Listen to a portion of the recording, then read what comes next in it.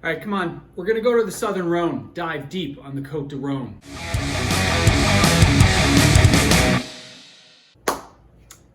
Welcome back to Drinking It In. I am your host, Chris Cassara. We are here to help you know more and drink better, and we are going to the Southern Rhone in France, one of my favorite regions, and something that's so diverse and can be confusing. So I figured what we would do is we would taste two Cotes du Rhone wines today, and we would discuss the king of the Southern Rhone, the chateauneuf-du-pape.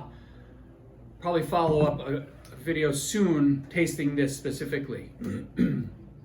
Southern Rhone, France, mostly red wine. Best known, I guess the best known grapes that are produced or that make up these wines are Grenache, Syrah, and Mourvedre. We've talked quite a bit about the GSM trio on this channel, and really they make fantastic wines. As I'm talking about this, I should open these and get them going. So, but I think what you need to understand about the Southern Rhone is that there are different classifications, okay? And as you go from the lower end, or the basic wines to the crus, they can vary quite a bit, and it's sometimes it gets a little confusing. So I'm here to demystify some of this stuff for you. This particular bottle I am opening up right now is a Cotes du Rhone. So that's a pretty generic base wine, okay? That's, and I'll get pictures of the bottles and stuff close up, but it's a basic red wine, and this is just, again, a Cotes du Rhone. So that's your lowest level, or call it entry level. I don't want to say low level because these wines can be fantastic. Now, next level up, right? So the next level up above your base level is a Cotes du Rhone Village. I think we did one of those recently on the channel, just a base Cotes du Rhone Village. Just a higher quality from a more focused area in the Rhone. And then as you continue to go up the chain, you come to Cotes du Rhone Village with named crus. So in this case, this is a Cotes du Rhone Village, but this is from Sablet. And Sablet is, again, one of those areas that has a designation so that the Cotes du Rhone in this wine, the grapes in this wine come from one specific area, whereas the Cotes du Rhone in this particular bottle can be coming from anywhere in that Cotes du Rhone denomination. Then you finally get up to these crus of the Southern Rhone. Chateauneuf-du-Pape is definitely the most well-known, it's the most expensive, it's the most prestigious. This is a 2010, which is an amazing vintage. I think it's about time to give this guy a try, so we'll taste that soon. Some of my favorite other crus, and sometimes that I even like better than Chateauneuf-du-Pape, are Gigondas, Vacheras. Primarily those two. Those two are definitely two of my faves. So that hopefully is a good little primer on the wines of the Southern Rhone.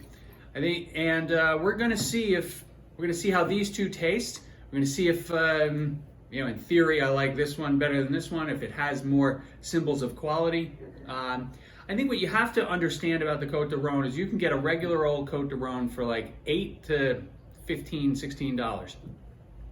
Cotes du Rhone Village, again, $12 to $17. I think this thing was $15. Chateauneuf-du-Pape, forget about it. It's $100, whatever.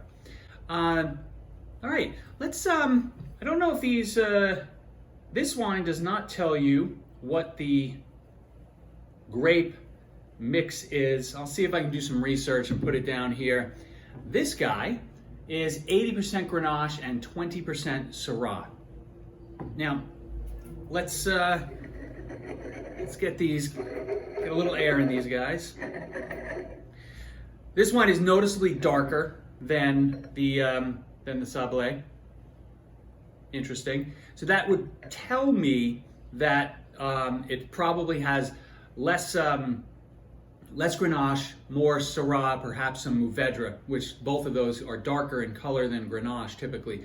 So the fact that this is 80% Grenache kind of comes through on the color, because Grenache, out of those three, is the lightest colored grape.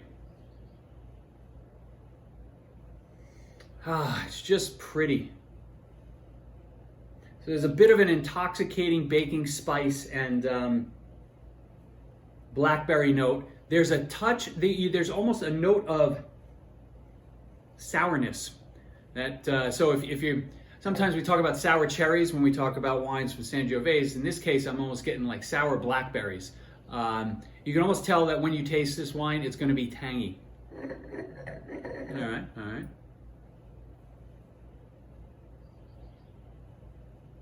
Not getting much else from that, but it's a little peppery. So there's probably a bunch of Syrah in there.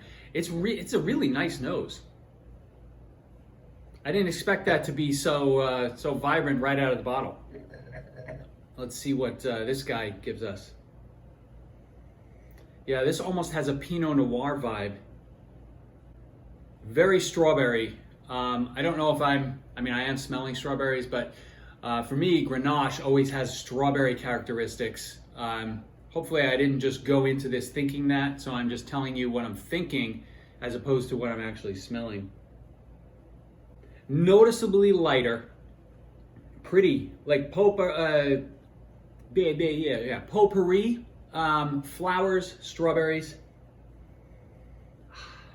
Nice, light.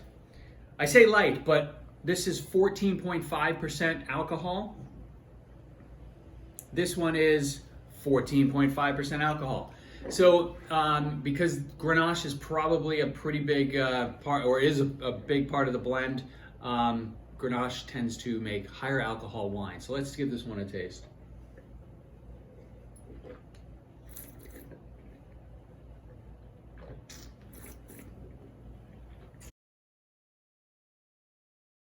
What was interesting is as I was sipping that, I got an oaky vanilla note that kind of came in the last minute.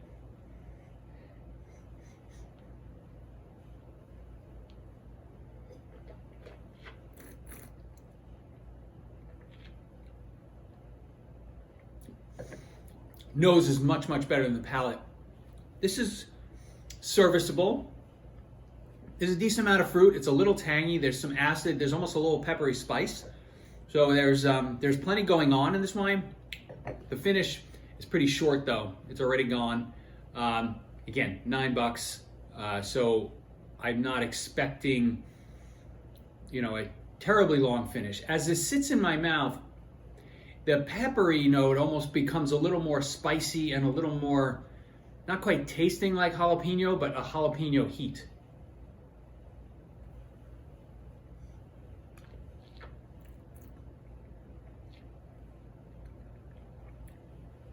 Yeah, it's kind of neat, I'm not getting as much fruit as I would have liked. Actually, the alcohol is coming through more so than the fruit. So this wine just feels like it's a little off balance. I think it's, like I said, I think it's serviceable.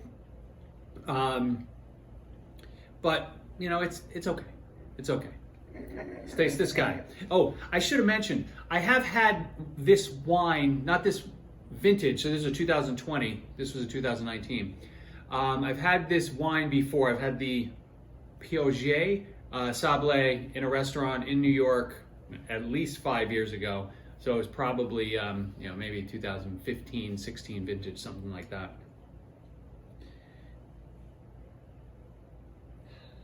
This is definitely a nice, delicate, pretty nose.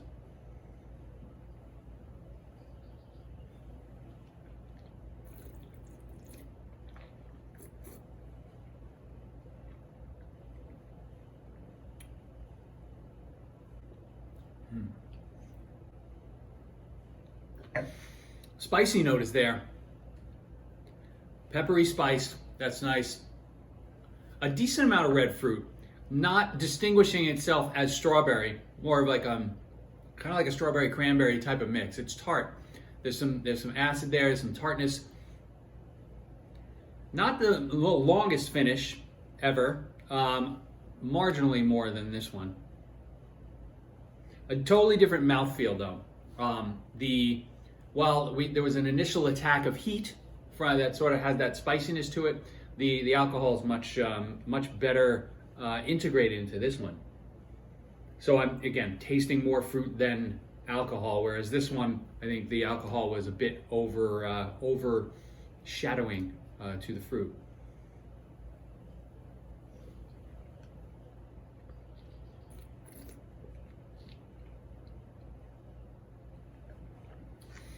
Naturally, you saw me just open these wines.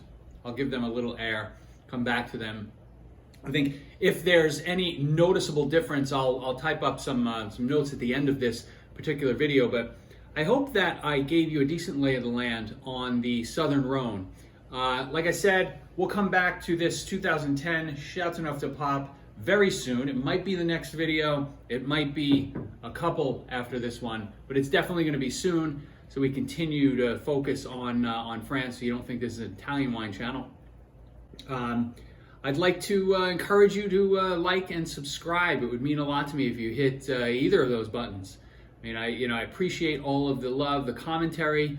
Leave me a note in the comments. Let me know what your favorite Cotes du Rhone producers might be, or whether maybe you've never had a Cotes du Rhone, you give it a try and report back. Report back here with your findings. Thanks again, and cheers. Supposed to cheers with something in the glass. Bad luck if it's empty. Cheers.